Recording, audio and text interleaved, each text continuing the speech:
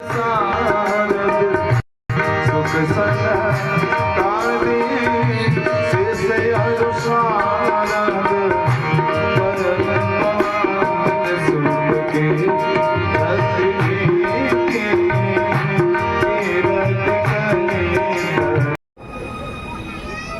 ने कहा, राम अगर तुम मांग लो तो मैं अपने प्राणों को उसी समय निकाले करके दे दूंगी।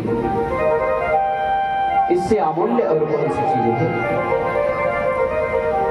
राम जी ने कहा, मैया इससे भी अमूल्य वस्तु है। कैकेयी ने कहा, कहो। राम जी ने कहा, मैया हो सकता है इस वचन को पूर्ण करने में आपको पूरा संसार तुच्छ कहेगा, बहुत निंदा होगी, हो सकता है आपको अपना सुहाग भी खोना पड़ जाए। महाराज माता कैकेयी ने कहा, राम अगर तुम्हारे लिए मुझे तुम्हारे पूज्य पिता को खोना पड़े तो मुझे कोई सोच कोई अफसोस नहीं। महाराज तुम प्रसन्न हो तो मानो हमारे पति भी हैं और पुत्र भी हैं, मांगो तुम कैसे। राम जी ने कहा, मां जिस दिन हमारे पूज्य पिता हमको इस अयोध्या के राज सिंहासन पर विराजमान करने के मन में वचन और कल्पना को करेंगे, ठीक उसी दिन तुम हमारे लिए वनवास मांग लिया। माता कैकेयी ने कहा, राम तो कितना कठोर है, इस अयोध्या की इस राज सत्ता को पाते समय तो वन हो जाएगा। राम जी ने कहा, मां वहां बहुत लोग हमारा इंतजार करते हैं, बहुत लोगों का उद्धार करना है। भैया माता ने वचन दिया, ठीक है ठीक है ठीक है, जिस दिन तुम इस राज्य के उत्तराधिकारी बनोगे उसके ठीक पहले ही जब तुम्हारे पिता के मन में कामना आएगी तुम्हें युवराज बनाने की, मैं तुम्हारे लिए वनवास मांग लूंगी। आज वो दिन आ गया। पूरे राज्य की सजावट को देख करके माता कैकेयी के मन में वह विचार चला, मैंने तो राम को रोजा दिया।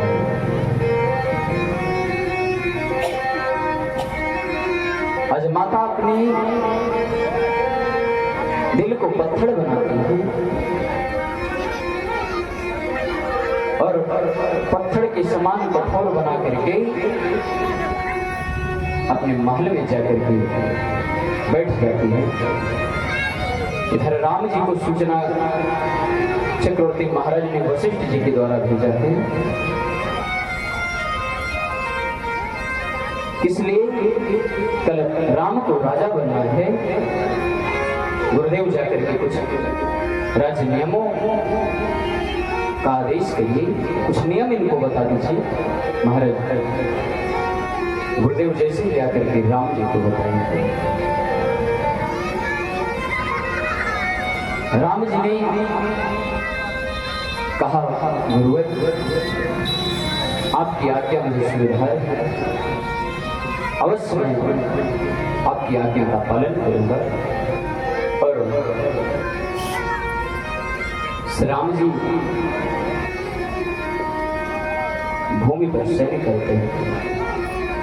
शयन के समय ही उन्होंने माता सरस्वती को भेजा है, जाओ महारानी मंथरा की बुद्धि को पलट दो।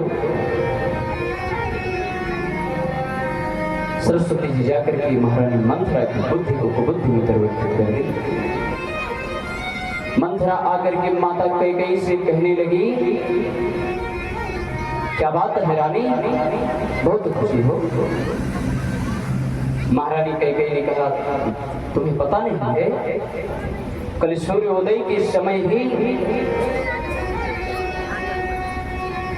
हमारे पुत्र से राम का राज्याभिषेक हो जाएगा। मंथरा ने कहा, कितनी मूर्ख है तुम्हें, तुम्हारे दोनों पुत्रों को चक्रवर्ती जी ने नलिहार भेज दिया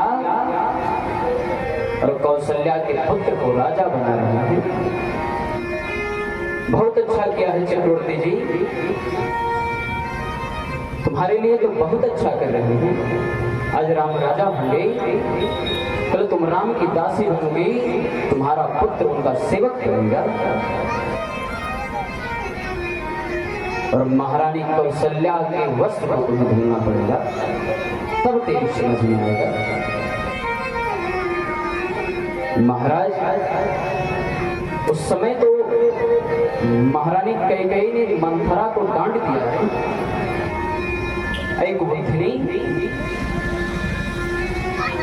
राम की माता कौशल्या की सेवा भी अगर मैं करूंगी तो मेरा जीवन धन्य हो जाएगा।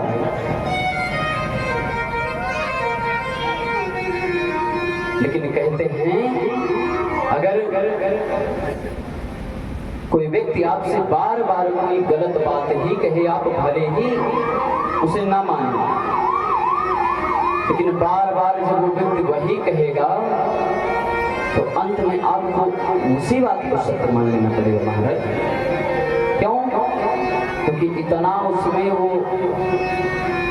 जोड़ेगा इधर उधर की बातें, मानो आपको भी लगेगा कि नहीं ये भी सत्य है।